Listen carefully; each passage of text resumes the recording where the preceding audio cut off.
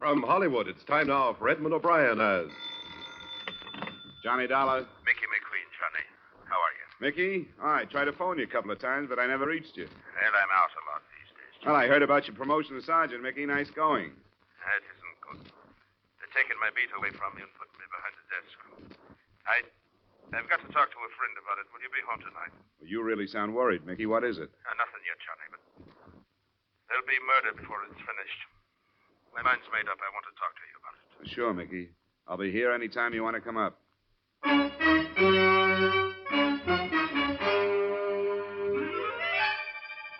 Edmund O'Brien in a transcribed adventure of the man with the action-packed expense account, America's fabulous freelance insurance investigator. Yours truly, Johnny Dollar.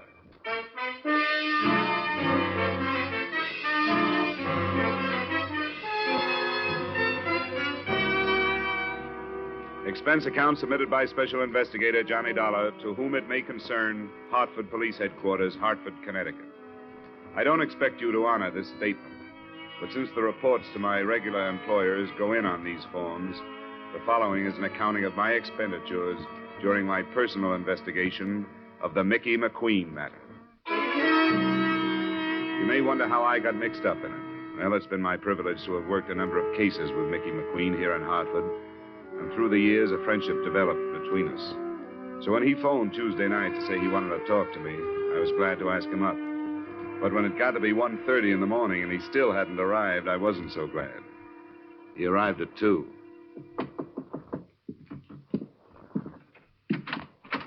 I'm sorry I'm late, Johnny. Yeah, what held you up?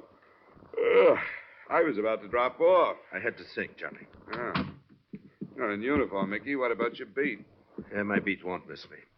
After 20 years of walking it from dark till dawn, checking its stores and passing the time of night with its people, drunk and sober. Is it too late for a drink, Mickey? I got your brand, some Irish. Yes, that was good of you.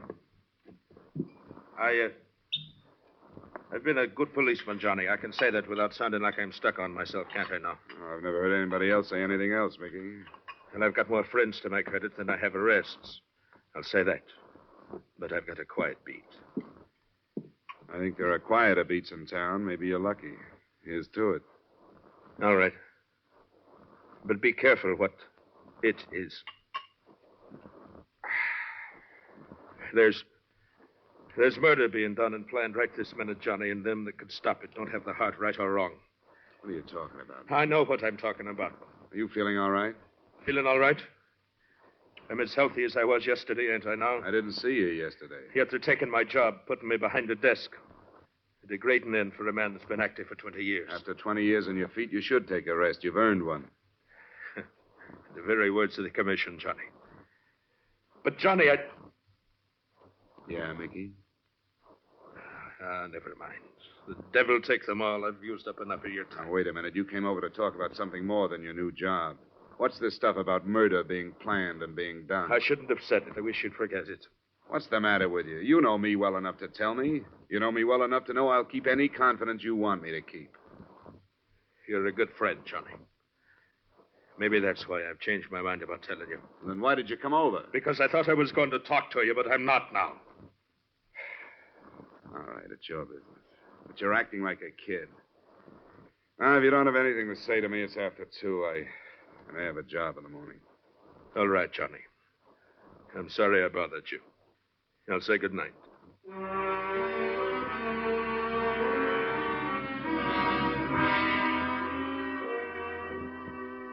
I didn't sleep very well for the rest of the night.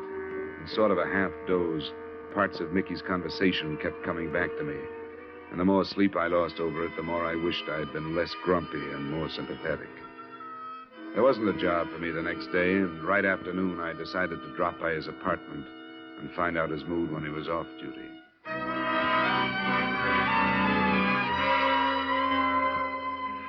Mickey's apartment occupied the ground floor of a narrow gray row house not far from mine. I could hear a woman crying somewhere inside. I smelled domestic trouble, but I pushed the buzzer anyway.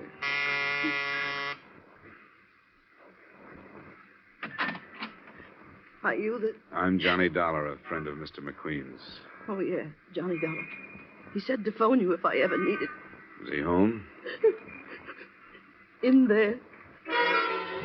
She pointed in the direction of a door smaller than the outside door, the door to either a bathroom or a closet.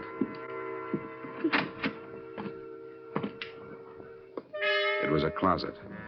The clothes were bunched at one end of the rod, and from the other, still in uniform, his own polished leather belt drawn tightly around his neck, hung Mickey McQueen. I walked back into the lace-curtained living room. The woman who had let me in was in her middle 30s. She wore too much makeup, and her white blonde hair was anything but natural.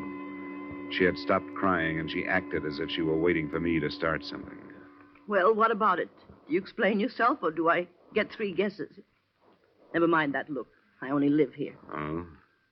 I didn't know Mickey had a wife. Oh, maybe he was ashamed of me. My name is Thelma. Sorry, Thelma. You're an old friend of Mickey's? Yeah, but he never told me about you. Had you seen him lately? Yeah, last night. First he phoned me, then he came by to talk to me. What did he say? I'm not sure. He was pretty handy with double talk. Maybe I was supposed to understand it, but I didn't. What was it about? About his job, change he was making, and something about murders being planned and done, and nobody doing anything to stop them. Then he didn't tell you What? that I was leaving him. He's never mentioned you. Why were you leaving him? Well, because it was all wrong. I never should have married him in the first place. Why did you? Because he was the kindest, most wonderful man that ever lived. Does that answer your question? Not quite. Is there more? Did you know his first wife? Yeah. Well, then I guess you know he took her death pretty hard. He'd been married 10 years. I met him after she died. He was lonely, and so was I. Well, he was pretty wonderful to me. I thought I could help him. It wasn't because of him I was leaving. It was me. But I never thought he'd do this. I don't think he did. What do you mean? I think he was murdered. Why? When did you find him?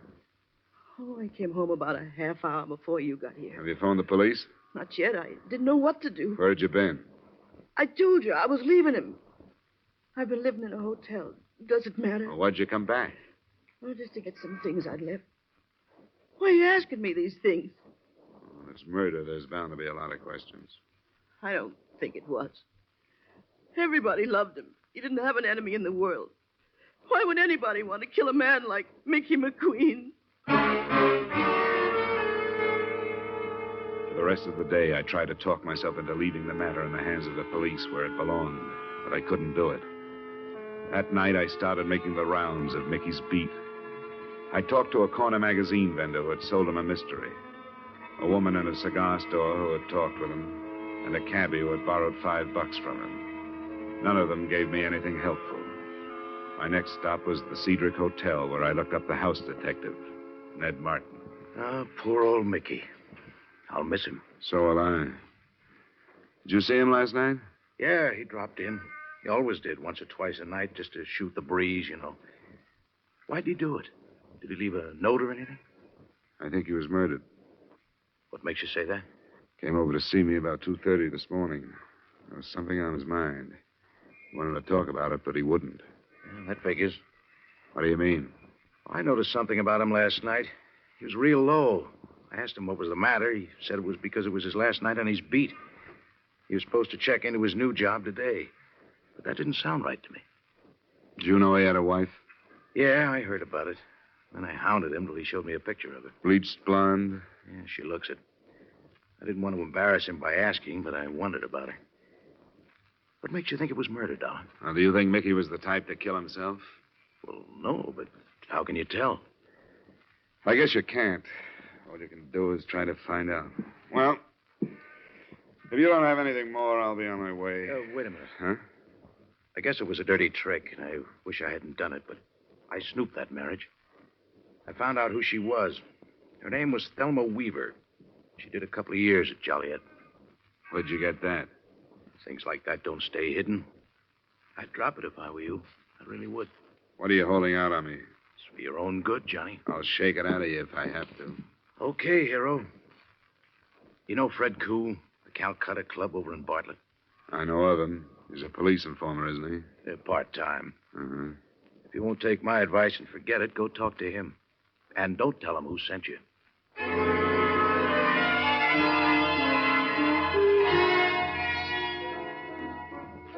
What do you want? I want to talk to you about Mickey McQueen. Do you have an office? You a cop, too? Only a private one. I was a friend of Mickey's. Oh, sure. Roy, Yes? I'm in my office for a little while. If there's any trouble, buzz me. Roger, Fred. Come on, this way.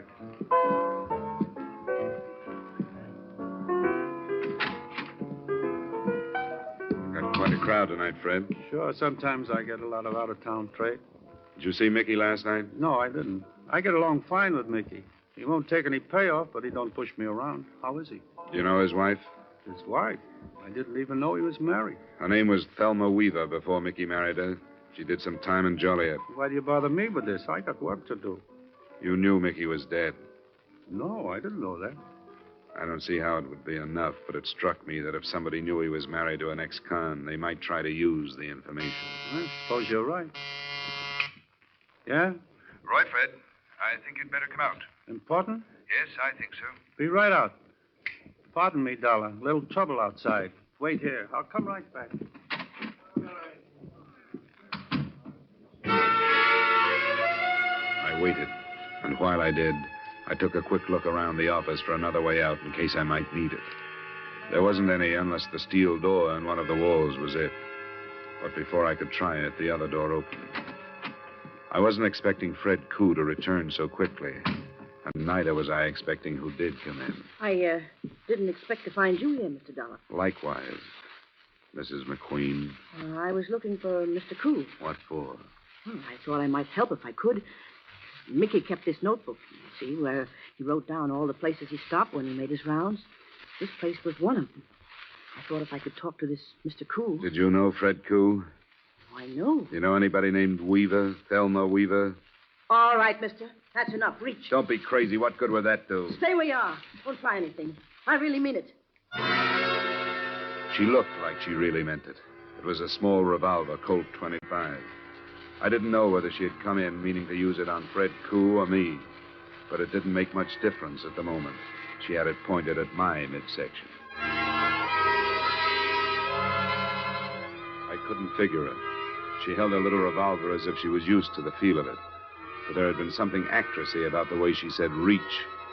I couldn't figure her, but I decided not to take a chance. I grabbed up the inkwell from the desk and threw not it, but the contents at her. Hey, what's it? Okay, drop it. Drop it. Drop it. Now sit down. All right. What do you want? That depends on what you want. I told you. I want to find out who killed Mickey. At the apartment earlier today, you didn't think anybody had. What about it? All right, Johnny. How much do you know? That your name was Thelma Weaver, that you spent 2 years in Joliet. That's right, that's right. And after 2 years in that place, I didn't want to go back to the life and start all over again. I gave the bunch in Chicago the slip and came here. I was hanging around trying to pick up enough to pay my way to Florida or someplace, and that's how I met Mickey. He arrested me. Vagrancy. What a laugh. He showed in court the next morning and got me released in his custody. Oh, he treated me like a daughter. He loaned me some money, offered to get me a job, and I really felt for the first time like I could start life all over again. Oh, I know it sounds corny, but... But good. You make it sound real good. You don't believe me, do you? Sure. I believe you as far as you've gone. I even believe the part about starting a new life. You saw that Mickey had a heart as big as the city, and you didn't lose any time moving into it. That was smart. It was about the safest hiding place you could have found. For you, but not for Mickey. How did I know about Fred Koo? Somebody spotted me and told him. And he didn't waste any time getting in touch with Chicago. Those men out there, they all from Chicago? Well, most of them. Did you spot the tall one? He talks with an English accent. Yeah, I remember him. Roy? That's him. He came first. He checked the possibilities on Mickey's beat, and then he found out about Mickey being moved over to a new job. Where was he being moved? Some desk job. Where? At the police arsenal. The arsenal. How did Roy find that out? I told him. I had to. He made me tell him. What are Roy's plans, do you know? Yeah, the Marquardt building. The one that has all the wholesale jewelers. No, that's no good. Mickey was supposed to help them with a job of that size, or they'd reveal that he was married to an ex-con. That's not enough. They must have more than that on you or him.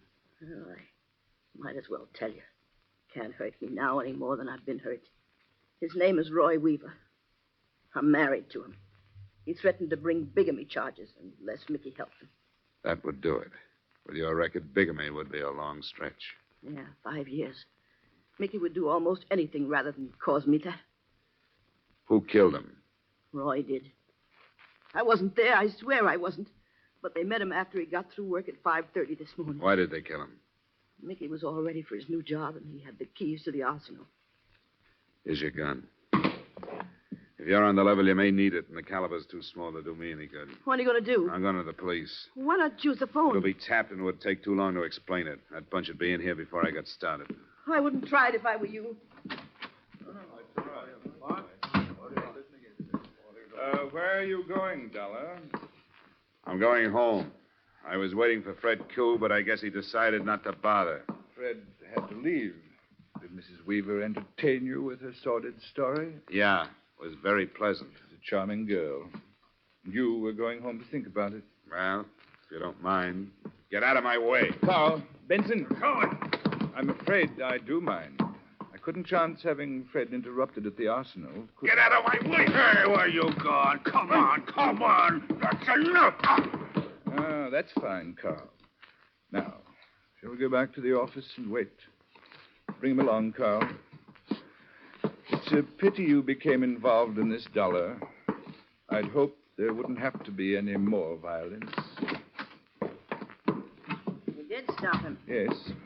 Thanks for the buzz, darling. Oh, it was a pleasure. Look what the skunk did to my dress. Did Fred get started all right? He's well on his way. Should be back within the hour. Hey, Mr. Weaver, what do we do with this guy? Oh, keep him out of the way. Put him in there. And see that he stays quiet. Sure.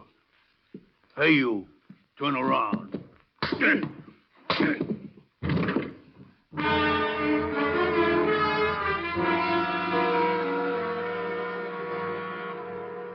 At least I found out what was behind the steel door I'd noticed earlier in the evening. When my eyes opened and I got accustomed to the light from a single dust-covered bulb, I realized that I was in a sort of wine cellar. There were some bottles, but most of the storage space was taken up by a large and varied assortment of birdless tools.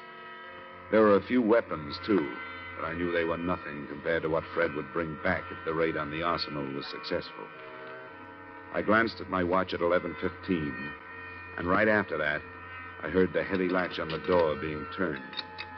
I got back into my position on the floor, closed my eyes, and listened. Don't forget the bars, Carl. We'll need them for the inside doors. I got you. Hey, Benson, you take these. I'll bring the rest. You want the guns in there, Mr. Weaver? We won't need them.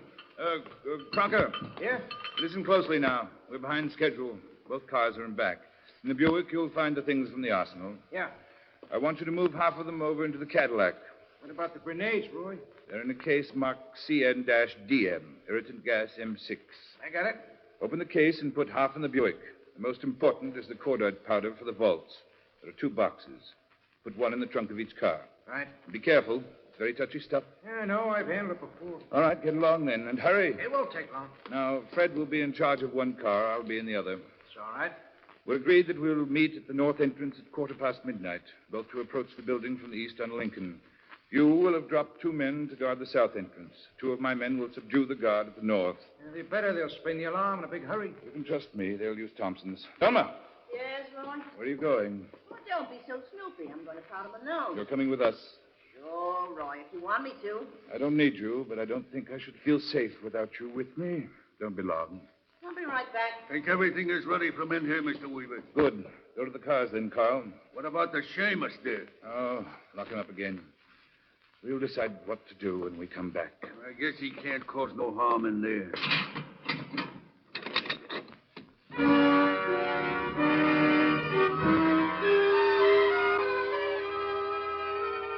I tried to force the door that time using one of the bars they had left behind, but I couldn't do anything with it.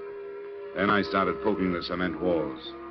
I knew better than to expect to find any other exit, but with the biggest burglary in the history of Hartford underway, I had to do something. I kept a check on the time, and it was 20 minutes before they were due to arrive at the Marquardt building when a sound stopped me. The steel door was being opened. I moved behind it, still holding my bar. Dollar, it's Ned Martin. You in here? Yeah, Martin. I'm here. How did you know I was here? Some dame phoned the hotel. She told me you were here. Why should she call you? How should I know? I don't even know who it was. She just said she knew you came to the hotel and that you were locked up in here. I mentioned the Calcutta to you, so I came over to see what it was all about. Now, what's the matter? Don't you believe me? I don't know what to believe. You said you were holding something out on me when I talked to you. I was. I knew Fred Koo was selling the information about Mickey's wife to some guns from Chicago. I knew it could have led to trouble. Why didn't you tell me? You said it was for my own good. I thought it was, and mine, too. I didn't want you to know so much you'd have to tell where you learned it, to prove how smart you were. I don't like this kind of stuff. You got a car? Yeah, but it stays right where it's parked till you tell me what's going on. This Chicago bunch raided the police arsenal. They're armed with everything from cordite to Tommy guns. They're going into the Marquardt building in less than 20 minutes. What's that? Wholesale jewelers. Would you take me out there? I'll take you part way if you're crazy enough to want to go. That's good enough. Let's get into the office.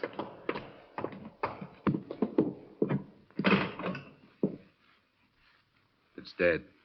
Who'd you want, police? Yeah. We could stop on the way. It'll take us 15 minutes to get to the Marquardt building. If we run into a patrol car on the way, we'll stop it. If we don't, you can drop me and then phone in. Where's your car?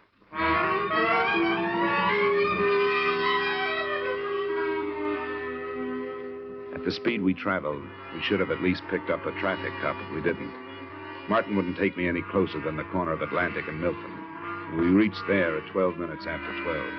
That gave me 2 minutes to get to the Marquardt building. I didn't make it before they arrived, but it didn't make any difference. Both cars had pulled up and were unloading men. From a doorway about 50 yards down, I spotted Fred Koo and Roy Weaver. Then I saw Thelma. She got out of the Buick and started toward me. Thelma, where are you going?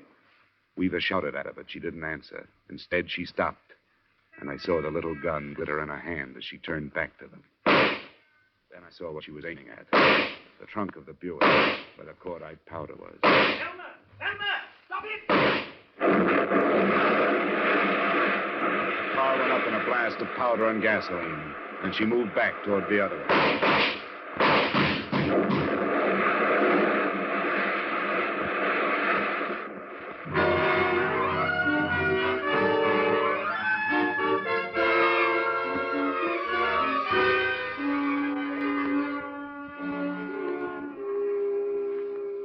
And that was it. Thelma Weaver McQueen, as the department knows, was DOA at Emergency Hospital. None of the mob got out alive except Roy Weaver, who lived long enough to sign a confession to Mickey McQueen's murder. I want you to know that I may have lost a good friend, but you have lost a better policeman. I hope to see those early news accounts that called him a suicide corrected. Expense account total, no dollars and no cents. Yours truly, Johnny Dollar.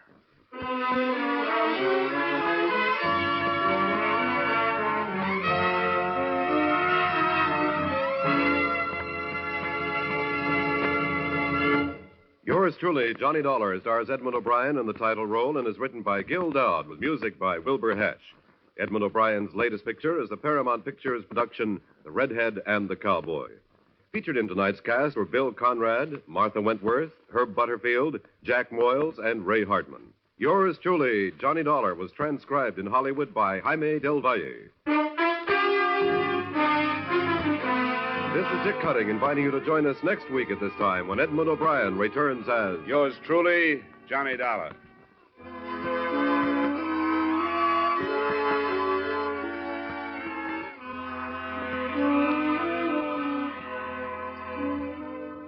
There'll be fast-moving, true police adventure on CBS tonight when Gangbusters comes your way again on most of these same stations. This evening, Gangbusters presents The Case of the Stranger in the Hall. Stay tuned now for 5 minutes of the latest news.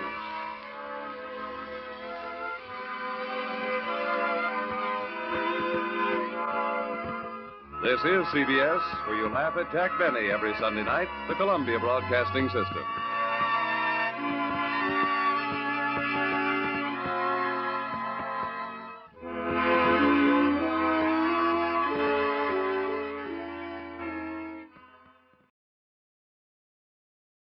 It's time now for Edmund O'Brien as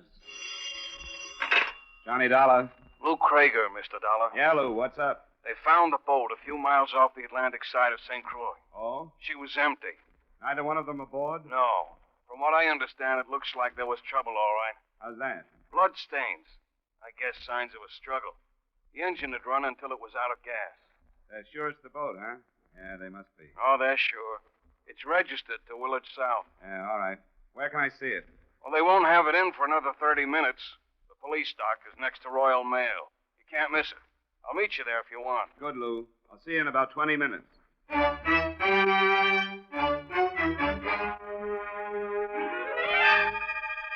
Edmund O'Brien and a transcribed adventure of the man with the action-packed expense account, America's fabulous freelance insurance investigator. Yours truly, Johnny Dollar.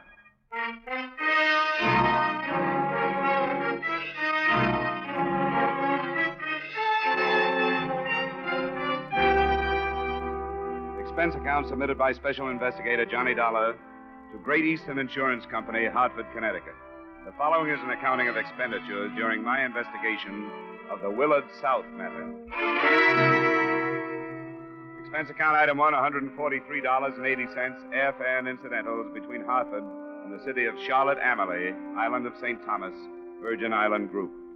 I arrived there 2 days after the disappearance of your policyholders, Willard South and his wife, Georgina, and 1 day after the report had been made by his foster mother. She was too upset to be questioned, but I did find a local guide and boat owner who claimed to know the boating habits of Willard South through a number of fishing trips.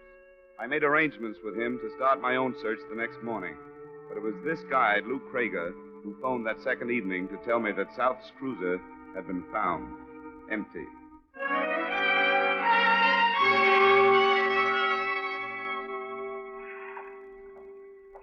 Oh, Dollar, over here. Yeah, Lou. I didn't know if you'd spotted me or not. I hadn't. You could do better on light down here. Oh, that is part of the romance of the island. Ah, this is the boat, huh? Police officer still aboard. A native by the name of Short. I told him you were coming. We can go aboard now.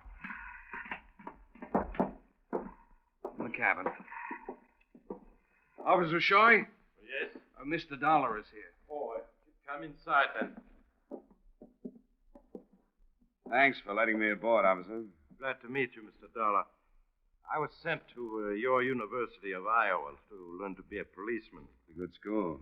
I learned what they taught me, but I've had no chance to learn if what they taught me is right.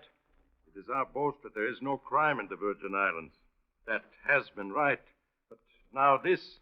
Well, it happens in the best of circles sooner or later. What do you make of it? Well, let me show you with my light. Near the wheel, see? The bullet still in the wood? Yes. I will take out the piece of the panel with a saw and take the bullet from that. This blood stain under the wheel. Are there more like it? This is the large one. As if somebody fell there. As if somebody fell there. There are more here and more in the passageway than on the deck. There on the rail, as if somebody climbed over the side or was pushed over. Yeah. There's one other thing back here. This piece of line. Look. It's been cut. Mr. Krager says a small boat was usually tied to the stern. You sure of that, Lou? Oh, yeah, I'm sure. Willard always trailed a dinghy. You know, like a skiff, unless he was trolling. Then he hoisted it aboard. But where is it now? You're searching for it, aren't you? Yes. So is the Coast Guard boat. I wish you luck. A little skiff will be a lot harder to find than a cruiser like this. Well, I'll be anxious to learn of any developments, Officer Shoy. I'm staying at the Grand.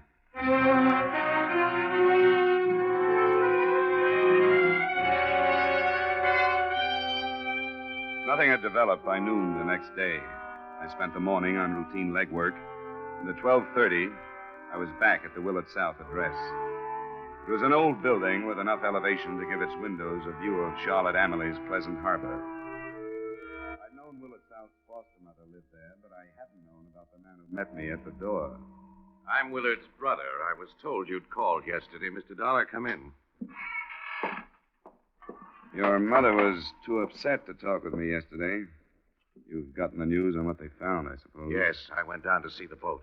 Has anything further been learned? No, not yet. Sit down, Mr. Dollar. It's cooler here on the veranda. Thank you. I wasn't here yesterday because I was searching for Willard's boat, too. I'm surprised to learn Willard has a brother. I've asked a lot of questions about him in the village. Nobody mentioned you. Well, I'm only here a few days a year. My home is in Tampa.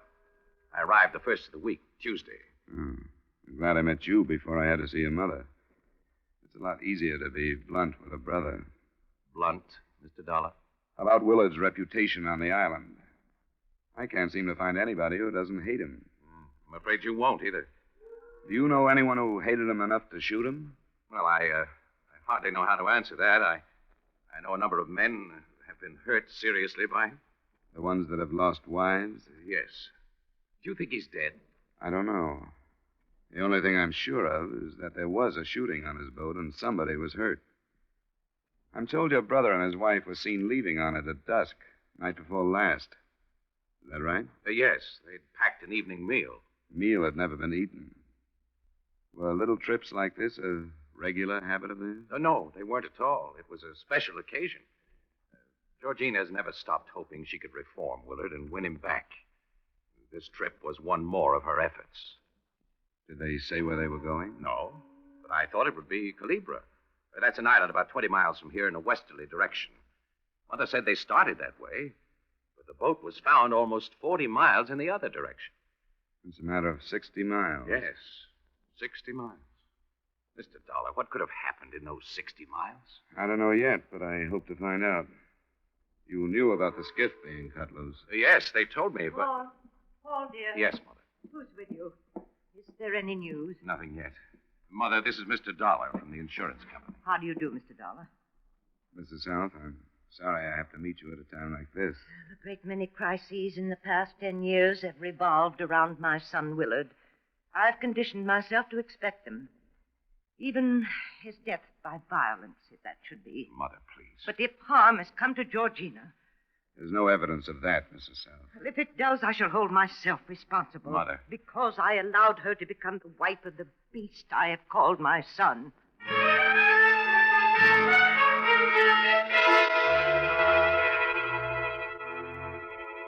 It was a rare situation. There was no actual evidence that Willard South had been murdered, but almost everyone I talked to seemed to think he had been, simply because there were so many motives. One of the people who didn't think so was a newcomer to the island, Celeste Robertson, there to take advantage of the 6 weeks divorce law. Who told you about me? A bartender up the street. He said you and South had been seen together recently. Yes, I know him. As a matter of fact, I've spent quite a bit of time with him in the last couple of weeks. Where do you think he is? But I don't know. You think he's dead? No. No, I don't. Most people do. Well, I can't help that. I know a lot of people don't like him. Would there be anyone close to you that doesn't like him? No, there wouldn't. I'm here alone. When did you see him last? The afternoon before he and his wife disappeared in their boat. You answered that almost as if you knew you'd be asked the question. Well, I didn't. I just remembered it was only a couple of days ago. But you wouldn't remember his mentioning anybody who might be out after his scalp, huh? I understand he enjoys that sort of thing. He never mentioned anybody. What are you holding back, Mrs. Robertson? Nothing. I don't have anything to hold back. Did he ever say anything to you about getting rid of his wife?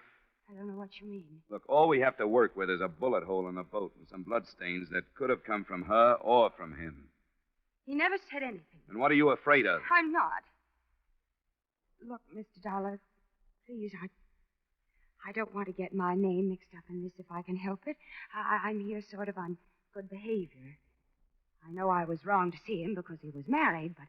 But what? Just because I did see him, I don't think I have to get mixed up in things like shooting. Something I don't know about at all. I guess you can't be blamed for that. You don't have to get mixed up in it. Unless you already are.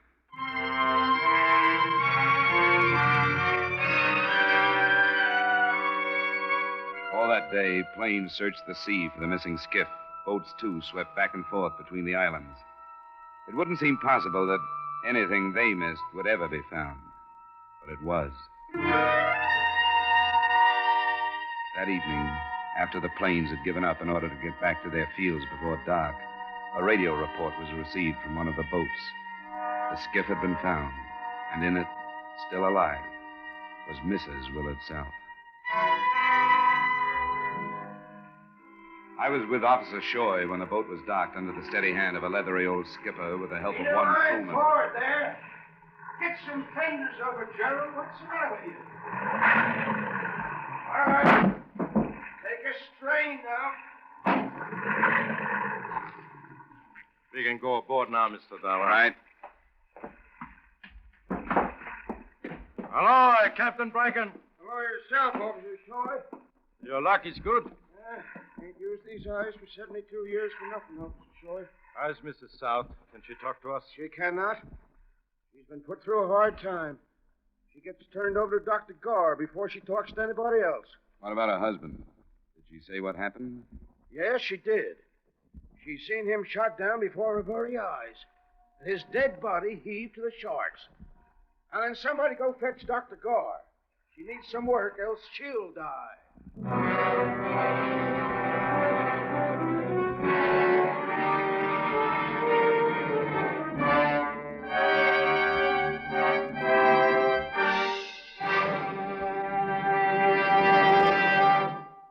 We'll return you to the second act of Yours Truly, Johnny Dollar, in just a moment.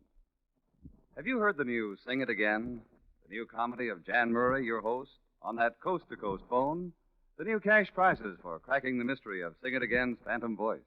The new speed and color of the tuneful little riddle songs that make Sing It Again a Saturday night must for radio listening? You'll like the new Sing It Again. Be listening for it tonight on most of these same CBS stations.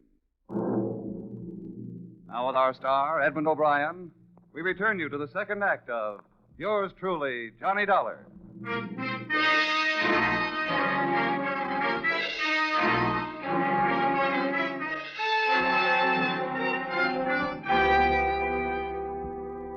It wasn't until the next morning that Dr. Garr decided Mrs. South was strong enough to be questioned. He'd taken her to the single small hospital in Charlotte Amalie, and at 10, he beckoned from the door to her room. I think it'll be all right, but please don't tire her. Mr. Dollar. Yeah? I want you to question her. I never learned about a case like this one. I never did either. Anything you say. All right, Doctor. Georgina, this is Officer Shoy, and this is Mr. Dollar. Yes? Mr. Dollar is here to ask you some questions, but I don't want you to let him tire you. I'll try not to, Mrs. Allen. Why are you here? I was sent down from the States when you and your husband disappeared by your insurance company. I see. Now, I know it's pretty horrible to go back over it, but we've got to find out just what happened on that boat. The quicker we do it, the quicker we can get to the bottom of it. I'll try to help. Captain Bracken told us just the bad details. He's the boat captain who found you. Remember, I mentioned his name. Yes. He told us you saw somebody shoot your husband. Who was it? I don't know. There were two men. I've never seen them before. How did they get aboard, Mrs. Allen? We were on our way to Calibra. Almost halfway, I think. It was dark, and we saw a light blinking from another boat. Will said it was a signal and somebody was in trouble. We went over. This man said they'd run out of fuel and asked if we had any to spare. But when Will pulled alongside, this man jumped on our boat, a gun. Doctor, It's all right, Georgina. Don't go on if you don't want to. he shot Will. That's all. He shot him, and then the other man jumped aboard, too. What did they say? They didn't say anything. You think your husband knew them? No. No, he didn't know them. What did they do then? One of them hit me because I was screaming. I was wearing a bracelet, and he grabbed it off my wrist and made me take off 2 rings and give them to him. And they took Will's wallet and they dragged him out, and then they pushed him into the water. And I don't remember anymore. Carl, I can't. It's all right, Georgina. Nobody can hurt you now. No. Gentlemen, I think we'd better let her rest now. Sure, Doctor. I'm sorry we had to bother you, Mrs. South. I'm sorry. Don't be. Considering what she's been through, I think she did very well. Actually, her physical condition, except for exhaustion, is quite good. She did have water during the time she was adrift and some shelter from the sun. What do you make of it? Well, the whole thing seems pretty brutal for simple robbery. Say, where's the nearest prison, Shoy? Puerto Rico. Now, that's something that had not occurred to me. Escaped convicts might carry out such a ruthless attack, might they not? Yeah, even more so. Well, I will send cables to both of those prisons. I think you'd better.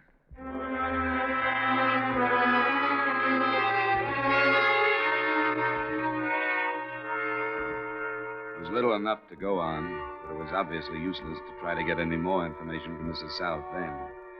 Dr. Guy had every right to insist that we leave his patient alone. Officer Shoy went to his headquarters to cable his questions, and I went back to the waterfront. The skiff was still on the dock, but before I even got to it, I was hailed. Hey, you there. Whatever your name is. How are you, Captain Bracken?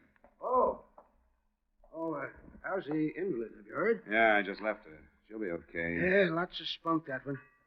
What are you figures behind it? Well, she wasn't strong enough to tell us much.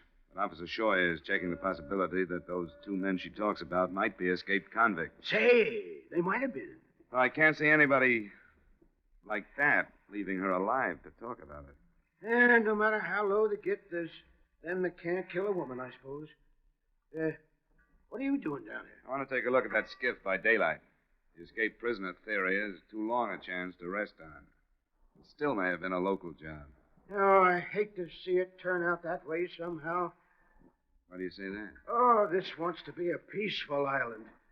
It's the truth. Nobody wasted any affection on Willard.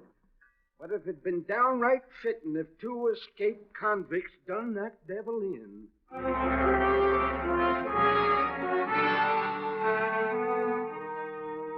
I spent 30 minutes looking over the skiff, and another hour going over Willard South's cruiser again.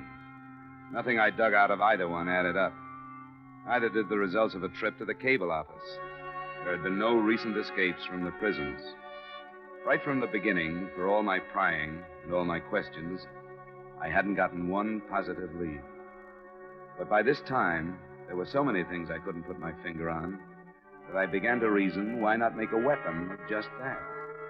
So I started again with Lou Krager, the first person I'd met in the investigation. I found him aboard his boat. Dollar, what's got into you anyway? I'm sick and tired of the runaround and double talk I've been getting. I don't get it. You will. You were quick to make yourself available to me when I showed up here. Why, Krager? I thought you needed some help. You wanted a boat. I had one. I think you mean somebody else needed help. That piece of line you pointed out to Officer Shoy and me on South's cruiser, the short piece. Who cut it? I don't know. How should I know who cut it? It's one of the things you better get straight. You said it had been used to tow the skiff. But the line of the skiff had not been cut. What does that mean? That you were lying. Now, I'm no sailor. But why cut a line when loosening a couple of half hitches would free the skiff? But it was cut, wasn't it? The line you pointed out was cut. And you made your point that Willard South always trailed the skiff. Why?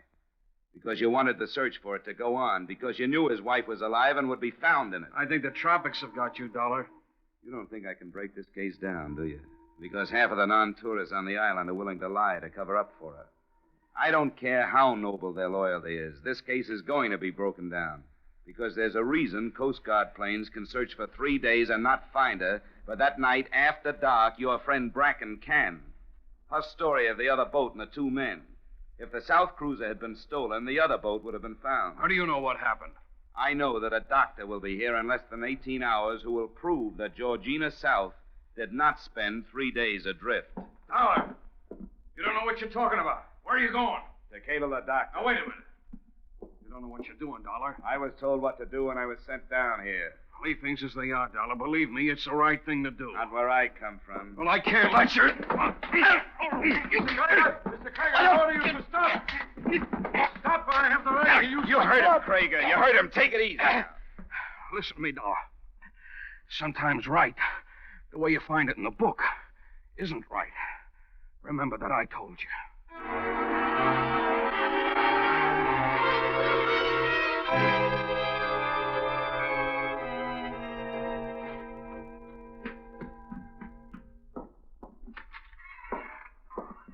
Mr. Dollar. Oh, I'm sorry, Mrs. South. I didn't see you in the swing. I wouldn't have barged in. You startled me. I must have been dozing. There's been so little sleep. Yes, I know. I went to the hospital first. They told me that Georgina had come home. Yes, she did. I'll have to see her, please. Why must you see her, Mr. Dollar? I think you know. You know. Willard's brother knows. Captain Bracken and his crewmen know. Luke Krager, Dr. Garr. I'm not sure how many others. Well, I'm afraid Please, what's the use? You shouldn't have tried it, no matter how you felt. You should have realized that it wouldn't work. Even way down here in the Virgin Islands, a murderer is hard to protect. Where is she? Who told you this?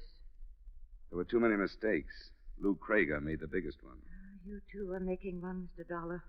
I'm sorry, Mrs. South. Murder is murder. They speak of heredity and environment. Many say that heredity will never be overcome. Others say that environment will win out. But both are right and both are wrong. Mrs. South. My husband and I took our boys from the poorest foundling home we could find. Paul is one of the best. But Willard didn't deserve to live. Mother. He became more bestial every day. He couldn't live any longer. Mother, no more secrets, Georgina, my dear. I must tell Mr. Dollar the truth. It's I who've been hiding behind my friends. I'm the murderer. I killed Willard. I had to before he destroyed us all.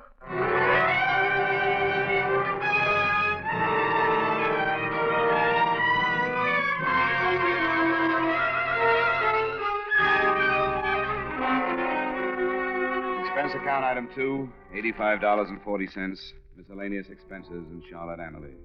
Item 3, same as item 1, transportation back to Hartford. Expense account total, $373. Remarks? I tabbed the confession as a false one when they heard it. And I'm not charging the company for the time I spent trying to prove it false. But it wasn't. It was true. And so is the awkward fact that a large number of the leading villagers are liable as accessories after the fact of murder. It should develop into quite a trial. Yours truly, Johnny Dollar.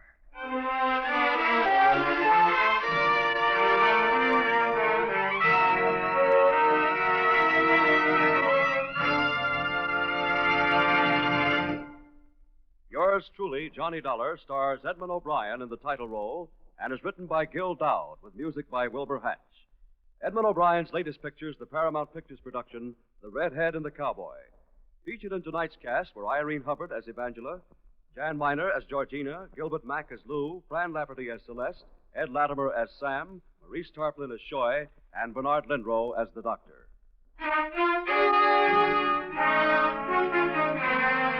This is Olin Tice inviting you to join us next week at this time when Edmund O'Brien returns in another transcribed adventure of Yours truly, Johnny Dollar.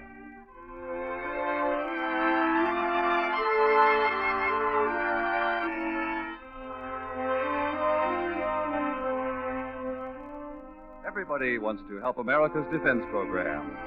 And part of everybody's duty is to be extremely careful with the handling of fire. This is especially true in wooded territory, where forest fires can cause terrible losses in valuable natural resources, lives, and manpower. 9 out of every 10 of these disastrous fires can be prevented because they're man-made. Don't leave fire prevention to the other fellow. Only you can prevent forest fires.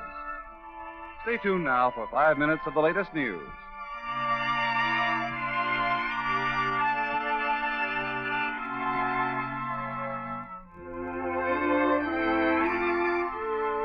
This is CBS, where you laugh at Jack Benny every Sunday night, the Columbia Broadcasting System.